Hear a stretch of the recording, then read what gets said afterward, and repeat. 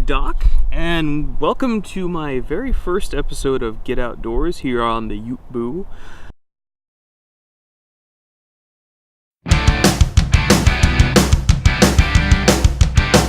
Alright!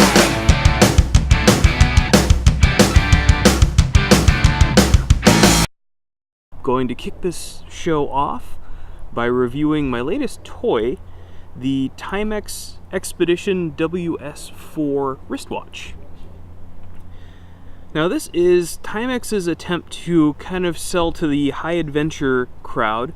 They developed it in collaboration with a mountaineer who saw that in addition to the usual setup of Timex equipment such as a chronometer, timer, alarm, 2 time zones, and just the versatility and just indestructibility you'd get out of a normal Timex watch.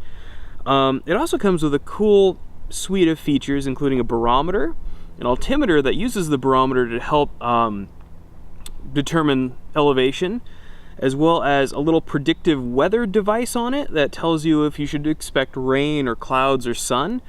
The last two are kind of obvious no matter what, but the rain thing is actually kind of handy from time to time. It also has a compass on it. What I really liked about this is that all the tools really work well. It's really useful, especially for me as a naturalist. I can use it in my note-taking and recording observations. It's just a useful suite of tools to have around for the moment I have to drop down and record an observation. It's fantastic. As I mentioned, the weather tool is really useful. It's kind of pointless if it's sunny out and it's telling you it's sunny, or if it's cloudy out and it's telling you it's cloudy, but if it's a warm overcast like it is now, and it's saying, hey, it should be raining, I don't know if you can see that, it's kind of a good way to give yourself the benefit of the doubt and maybe grab your rain shell and put it in the nearest part of your pack in case, hey, it does rain. And that weather system is based off the barometer and the thermometer. It kind of coordinates the two things and goes, yep, we should be expecting rain of some kind. It also causes some really interesting non sequiturs. I was driving up to Point Reyes to go hiking with my sister, and I saw that it was supposed to rain, and I just randomly decided to say, yeah, according to my watch, it's raining in this truck. It wasn't raining in my truck. I'm weird. It also has a little neat analog style clock on it.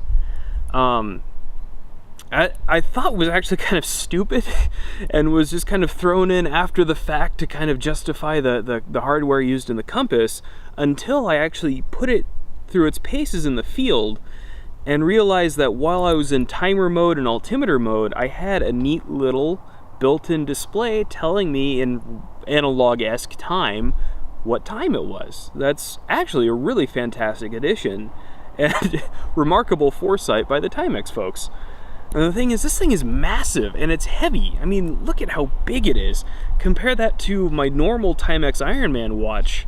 That thing is almost 3 times the size and 3 times as heavy too.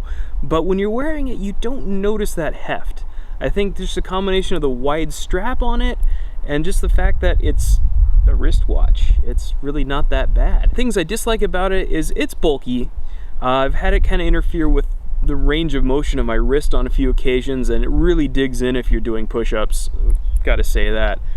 I feel like the basic Timex modes that I'm accustomed to, being a user of Timex watches for so long, are kind of buried throughout the phone. You know, on a normal Timex Ironman watch, for example, you'd get the chronometer, you'd get the stopwatch, you get timer, and then the alarm.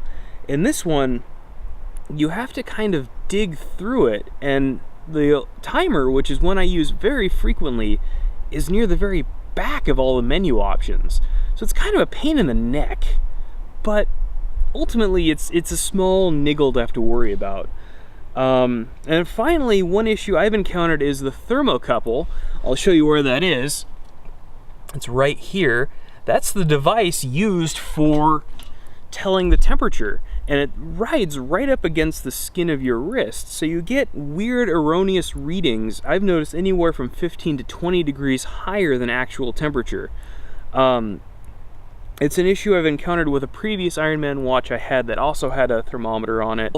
If you really need to accurately tell the temperature, you got to take it off, lock it up, stick it on a knife or a stick in the ground, and then just kind of wait like 5 minutes for it to get a more accurate temperature, especially if you're taking notes. It's livable though. Ultimately, I really liked it. Unfortunately though, the downside is this watch is no longer in production. Timex knew a good thing when they had it and they killed it off early, so it's no longer easy to find new condition ones. The new condition ones are selling at a really high price right now. However, used condition ones, if you don't mind one that's a little bit beat up, I've seen them on Fleabay for around 50 bucks. So they're a really good value for what you can get if you can find one at a decent price. In terms of overall functionality, it's probably the best watch I've ever had, because it's just like my good old favorite Timex Ironmans that I've had for years and years and have worn as far as I can remember, but with some extra tools I can use in my adventures and my studying of nature. It all works out really well, and I enjoy it. Now ordinarily I would say that something like this would not be getting any points for subtlety.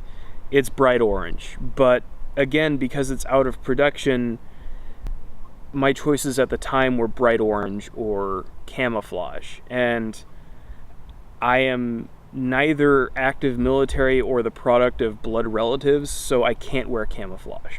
It just doesn't work. So I didn't include a score for subtlety.